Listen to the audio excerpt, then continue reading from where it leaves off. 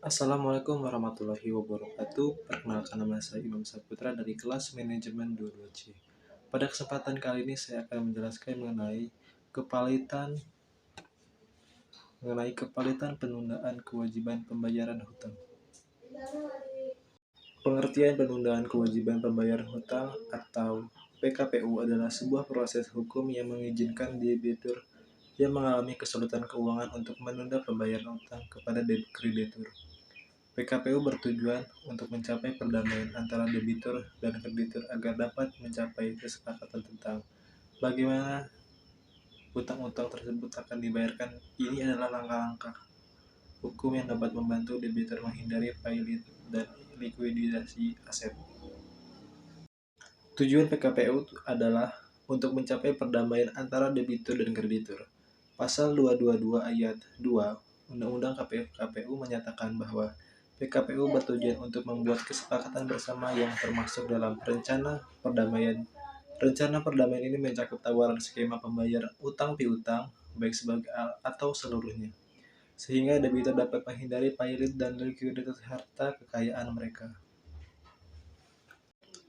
Dasar hukum PKPU atau penundaan kewajiban pembayaran utang diatur dalam Undang-Undang Nomor 37 Tahun 2004 tentang kepalitan dan PKPU, undang-undang khususnya dalam bab 3 pasal 222 sampai dengan pasal 294.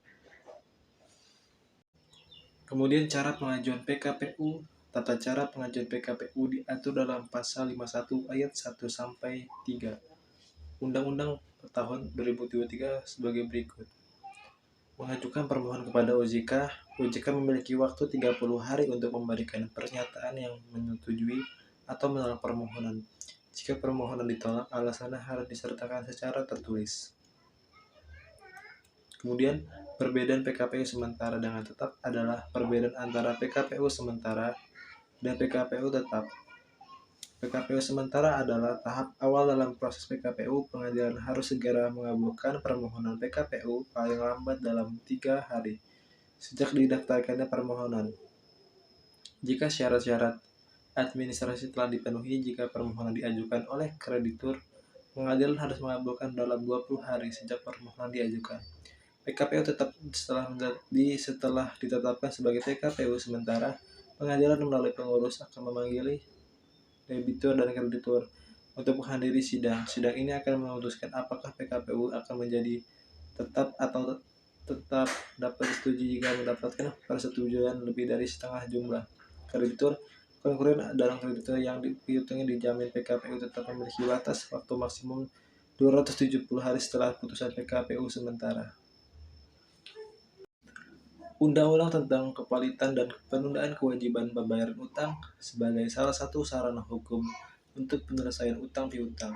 Undang-undang tentang kepalitan atau Financial Trading Standard sebagai besar materialnya tidak sesuai lagi dengan perkembangan dan kebutuhan hukum masyarakat, dan oleh karena itu telah diubah dengan peraturan pemerintah pengganti Undang-Undang Nomor 1 Tahun 98 tentang perubahan atas Undang-Undang Tetap Kepalitan yang kemudian ditetapkan menjadi undang-undang berdasarkan Undang-Undang Nomor 4 Tahun 98. Namun perubahan tersebut belum juga memenuhi perkembangan dan kebutuhan hukum masyarakat. Atas dasar pertimbangan tersebut, perlu dibentuk undang-undang yang baru tentang kepalitan dan penundaan kewajiban pembayaran hutang. Dasar hukum undang-undang ini adalah pasal 1 ayat 3, pasal 5 ayat 1, pasal 20, pasal 24, dan pasal 33 ayat 4. Undang-undang ini dasar negara Republik Indonesia tahun 1945. Reglamen Indonesia diperbaharui oleh Head Hersey Indonesian Reglement yang hukum acara untuk daerah luar Jawa dan Madura. Undang-Undang Nomor 14 Tahun 85 tentang Mahkamah Agung sebagaimana telah diubah dengan Undang-Undang Nomor 5 Tahun 2004 tentang perubahan atas Undang-Undang Nomor 14 Tahun 85 tentang Mahkamah Agung, Undang-Undang Nomor 2 Tahun 86 tentang peradilan umum sebagaimana telah diubah dengan Undang-Undang Nomor 8 Tahun 2004 tentang perubahan atas Undang-Undang Nomor 2 Tahun 1986 tentang peradilan umum, dan Undang-Undang Nomor 4 tahun 2004 tentang kekuasaan kehakiman. Dalam undang-undang ini diatur tentang syarat-syarat dan prosedur pemohonan pernyataan pilot dan permohonan penundaan kewajiban pembayaran utang, termasuk di dalam pemberian kerangka waktu secara pasti bagi pengambilan putusan.